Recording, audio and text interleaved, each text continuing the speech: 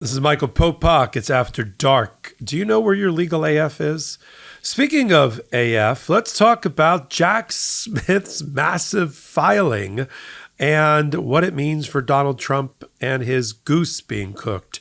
You had 165 pages, 71 witnesses against Donald Trump, a cornucopia of evidence lined up and arrayed against him even before the trial. It's so bad for Donald Trump that he said, "Uncle," and asked Judge Chutkan to have an extension of time, like he was in 7th grade. Can I have another week to do the book report? Can I have another 5 weeks to do the opposing paper after the election? Because I just don't have anything to say that would be helpful at this moment in time against the total kind of shock and awe of Jack Smith's filing. We talk about it. Where else? On Legal AF. Take a listen. But speaking of the peaceful transfer of power and a conspiracy of it. I had time to go through it. I'm sure, it's 180 pages, so we haven't completely digested it, but we did it at the nice high level that we needed to. You want to go first about it, Karen? Sure, happy to. Just to tell everyone where we are.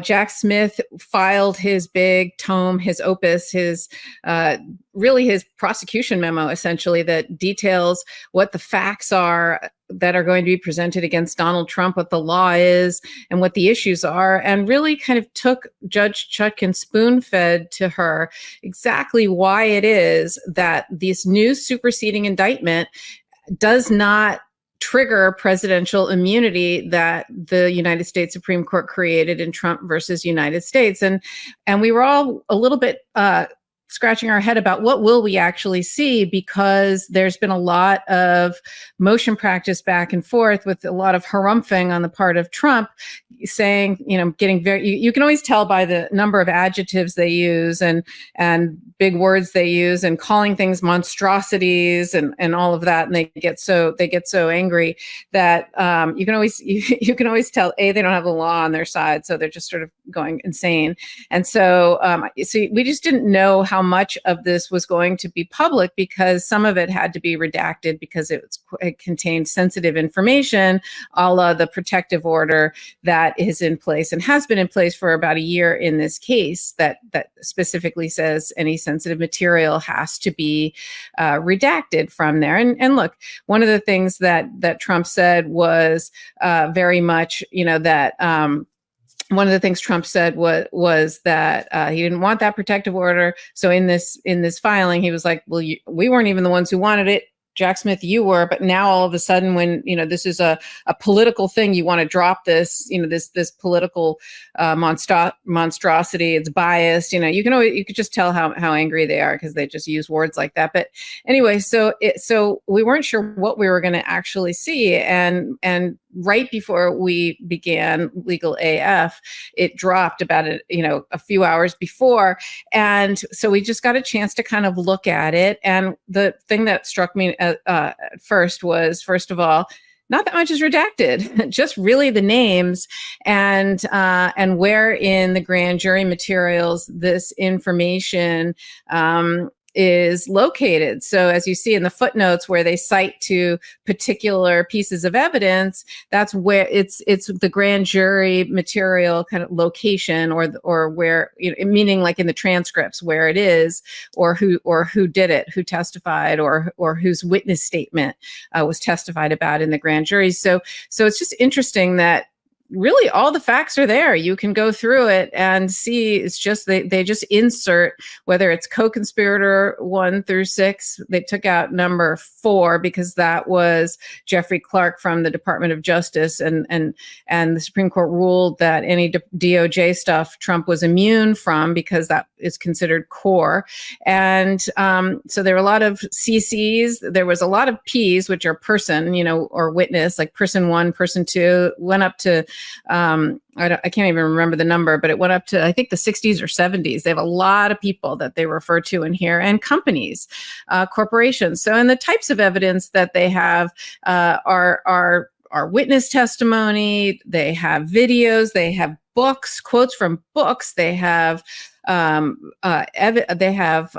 taking evidence from interviews that were done and recorded and broadcast. They're taking evidence from cell phone records, search warrants. I mean, they have evidence from all sorts of locations, and all of that is described in there. And they basically make the case for why it is that this new superseding indictment meets this new presidential immunity test for immunity for core responsibilities. So things that are the president's core responsibilities in the Constitution.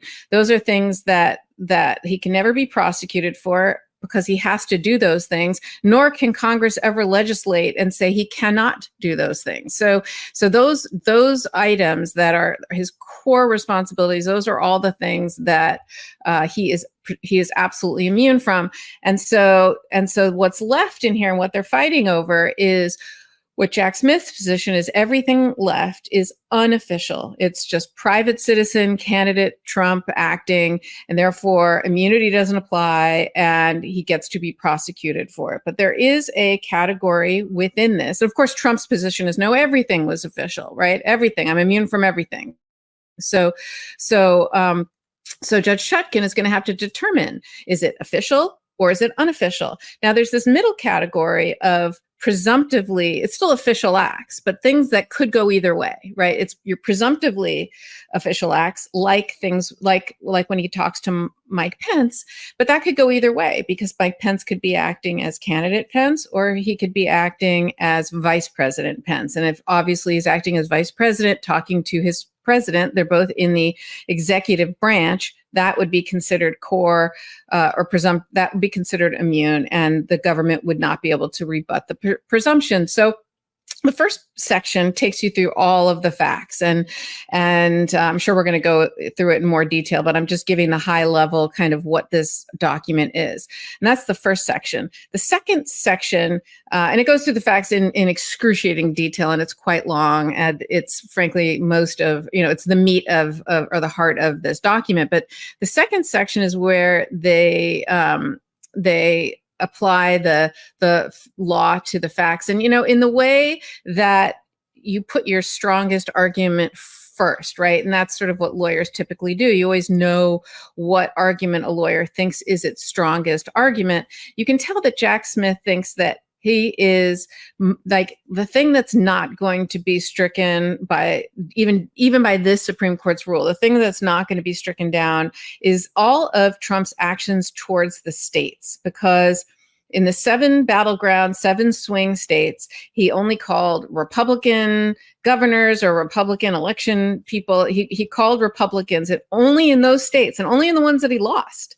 He only called people in his party, and he had no role whatsoever in the election, in the state's roles in certifying the election. And so you can tell Jack Smith thinks that that's completely going to be considered unofficial, and you are candidate Trump, and you had no official role whatsoever there. And so that's his first kind of set of arguments. The second one involves Pence, and Pence is tricky because, and you can tell from, I think it was on, I think it's page, Salty's going to get mad at me for not knowing the page number. So it's page 90. On page 90, just the way he puts the header, it's the defendant's interactions with Pence as the president of the Senate were official, but the rebuttable presumption of immunity is overcome. And so it's interesting because although it's an official act, what he's saying is, because what he's saying is it can be overcome. And the reason is because Pence was not acting as part of the executive branch or vice president. He was acting as part of the legislative branch, because in that moment, in the ministerial ceremonial role of certifying an election, the vice president, who is president of the Senate, right? So he's part of the legislative branch when he is president of the Senate.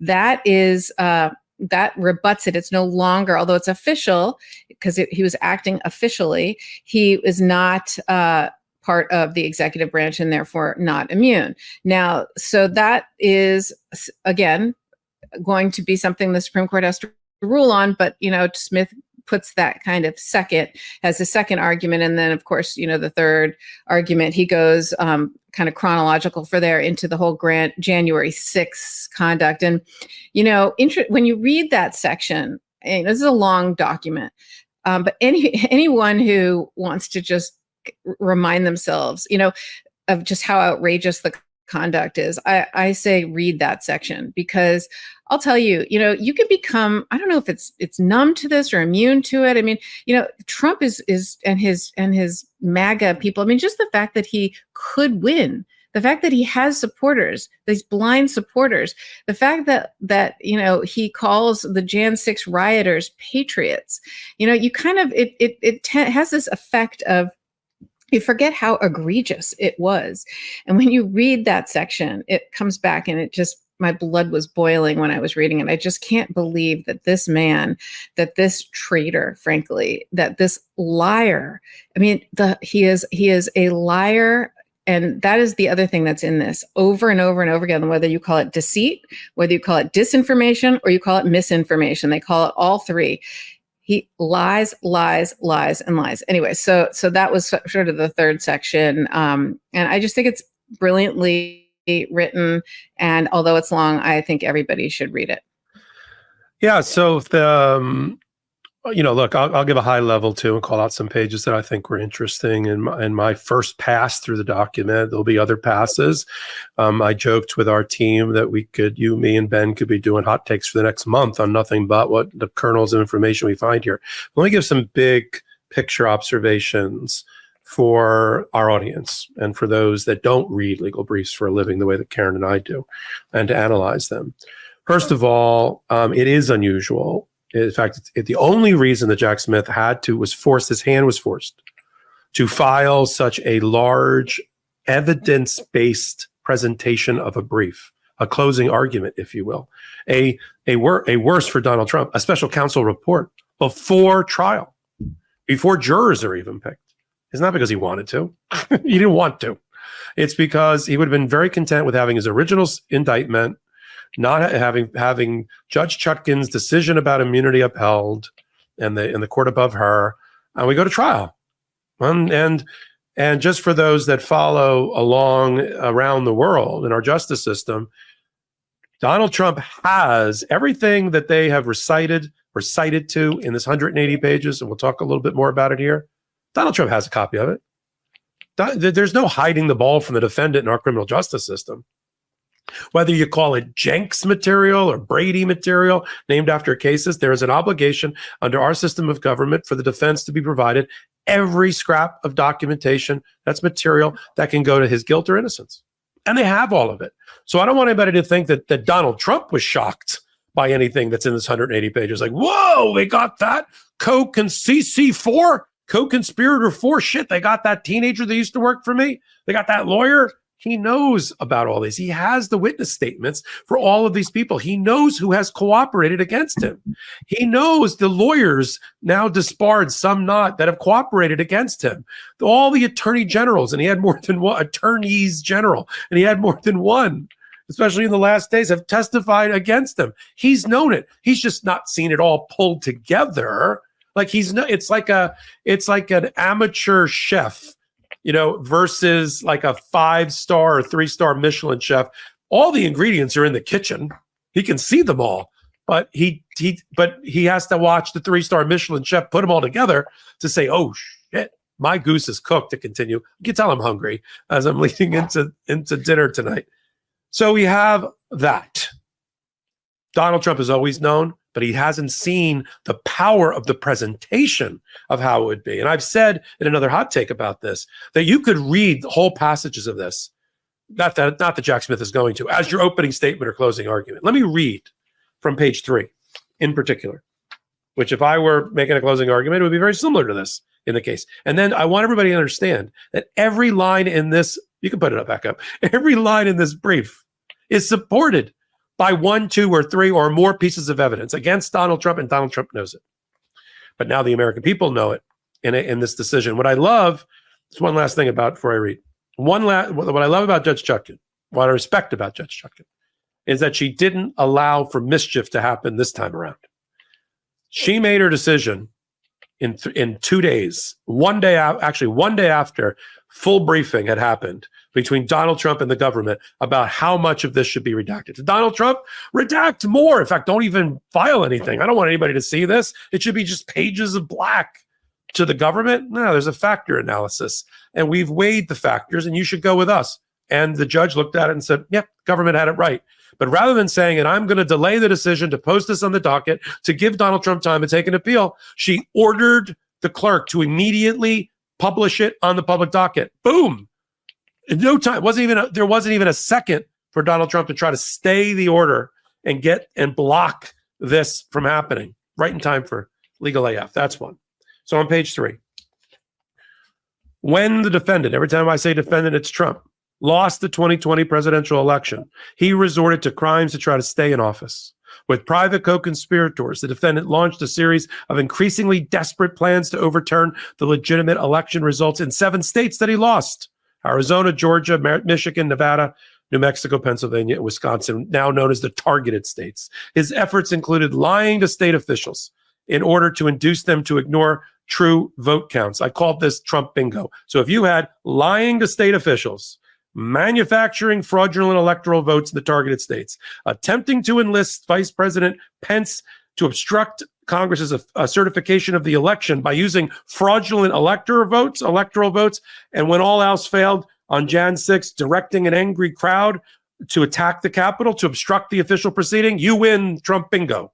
Those are the 5 major things. The through line, the brief continues, the government continues, of these efforts was deceit. That's the common denominator. Trump's and the co-conspirators' knowingly false claims of election fraud. Look how eloquent, look how efficient in one sentence, summarizing all of the criminal act. They use these lies in furtherance of 3 conspiracies. Now, here's the organizing principle of the brief. There's a couple of them. The first is the 3 conspiracies, similar to what the Jan 6 committee did when it organized its presentation to the American people. 3 conspiracies. 1, a conspiracy to interfere with the federal government and its function by which the nation collects and counts electoral results as set forth in the Electoral Count Act and the Constitution. 2, a conspiracy to obstruct the official proceeding in which Congress certifies the legitimate results of the presidential election. And 3, and this is the worst one, and this goes to your point, Karen, this one against the American people, a conspiracy against the rights of millions of Americans to vote and have their votes counted. And everything here that goes on is a private act. The second organizing principle is a timeline of events. The third organizing principle is battleground state by battleground state, or targeted state by targeted state, and a pulling together of the array of evidence against Donald Trump. And the reason they have to do it is the one you touched on earlier, Karen, is because they need to carry, normally you have to carry all your burdens as a prosecutor or any party that has the burden at trial, not in advance, but because of the immunity decision. For the first time in our constitutional jurisprudence, the prosecutor has to meet his burden now in order to bring a case and get beyond immunity. Because we knew that Donald Trump worried about this, and this is what keeps him up at night. He tried to argue to Judge Chutkan, ignore the Supreme Court decision, even though it's all in my favor. We don't like that. Everything should be absolutely immune. He said it in the filing. Everything. It's the only way to protect the presidency, the core functions. You have to find everything absolute immune. No balancing. No overcoming the burden. Because they didn't want to see this. And the judge says, yeah, no, that's not what the Supreme Court decision says. The Supreme Court decision commands Judge Chutkan and puts the burden on the shoulders of the government to prove that the superseding indictment, which came out after the immunity decision. Remember, the earlier indictment was before the immunity decision in July. He didn't have the benefit of that decision, but it was pretty good. I thought it could have survived. But he said, screw that. I got a grand jury around, don't I?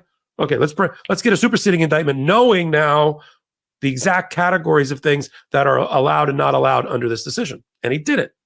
And so his argument, as you can see, is that there is an entire category of things in this organizing principle that Donald Trump did that's private in nature, with private lawyers, private people, private conversations, private emails. I mean, if you took a drink every time this brief said private, you would be drunk halfway through. And I get the reason why. But then he hones in on the things that Donald Trump is claiming is official conduct, which this Supreme Court has said, if it's official conduct, stretched to its outer boundaries, then you have to rebut the presumption that we're going to give it immunity. But the government can rebut the presumption. And most of this brief is rebutting that presumption by putting on all of the evidence to show the criminal conduct and conspiracy was private in nature, even though it looked like it had a thin veneer of official conduct on the top. But when you look right beneath it and scratch the surface, it's a private conspiracy, one of the 3 private conspiracies in the brief, right? And so you have that. And they don't even need to touch, but they do it just a little bit, the absolute immunity category, which is the constitutional core conduct, other than to say, and I love the fact that they didn't run away from this, because the big thing that Donald Trump's been saying in every filing, besides it's politicized, and that's the reason Jack Smith wants to file a brief against me, is that the entire case is based on Mike Pence. And when presidents and vice presidents talk, it's always official, or it's always absolute immune. And Jack Smith said, no.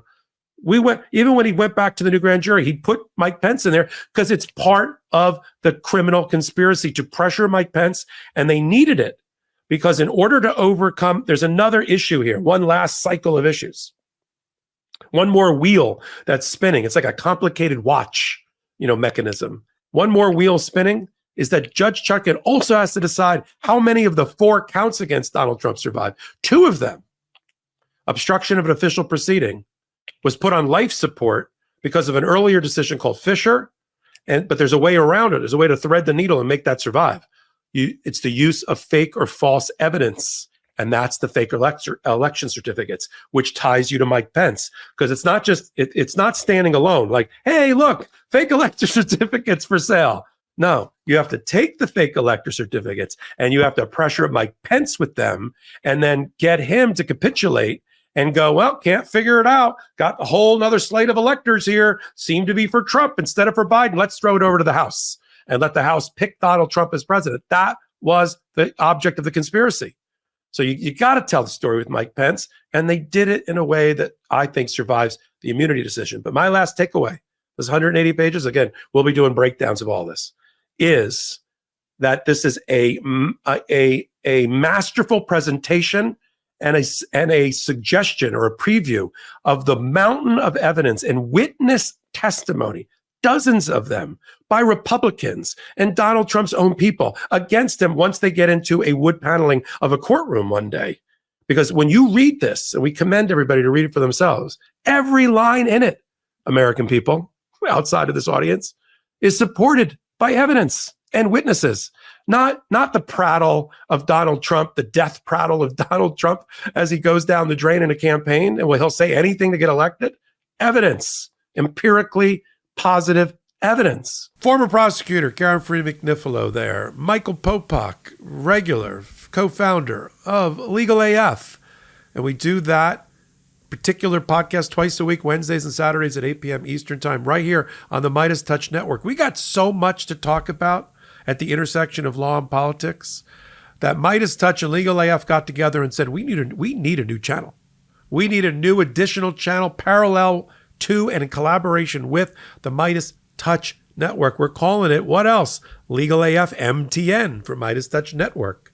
And there, you're still getting all the great stuff at MeidasTouch, but help us build another pro-democracy channel in collaboration with MeidasTouch at Legal AF MTN.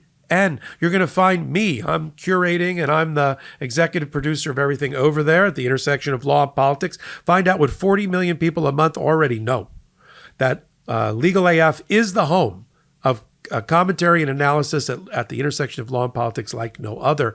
And you'll see amazing commentators over there, amazing contributors, including many from the Meidas universe, Karen Fried McNiffalo, other contributors from Mistrial like Kathleen Rice. Dina Dahl is doing a regular show with me once a week about the Supreme Court. We call it, what else? Unprecedented. Join us there for that analysis. And wait for this one. We've got a new relationship. Court Accountability Action, CAA, is going to be a regular contributor and on Legal AF MTN. and they're going to give you a depth of analysis about the MAGA Federalist Society takeover of our federal court system and Supreme Court. You're not going to be able to find this exclusive content anywhere but on Legal AF MTN with court accountability action joining us. You're going to get three major hot takes from them if you free subscribe just this weekend. Help us get to 200,000. Never thought I'd say that number so quickly. In less than a month. We're trying to get there before Halloween. Free subscribe, Legal AF MTN. And check out every Wednesday and Saturday our live recording of Legal AF, the podcast, where we curate top 4 or 5 stories at the intersection of law and politics, just like that one. 8 p.m. Eastern Time on the MeidasTouch YouTube channel, and then wherever you get your audio podcasts from. And if you forget, come over to Legal AF MTN, where we've got the entire body of Legal AF work right there. The hot takes are there. The podcast is there. You can get it there as well, right? 2 for the price of 1. So until my next hot take and my next Legal AF MTN contribution, this is Michael Popok, and I'm reporting. In collaboration with the MeidasTouch Network, we just launched the Legal AF YouTube channel. Help us build this pro-democracy channel where I'll be curating the top stories at the intersection of law and politics. Go to YouTube now and free subscribe at Legal AF MTN. That's at Legal AF MTN.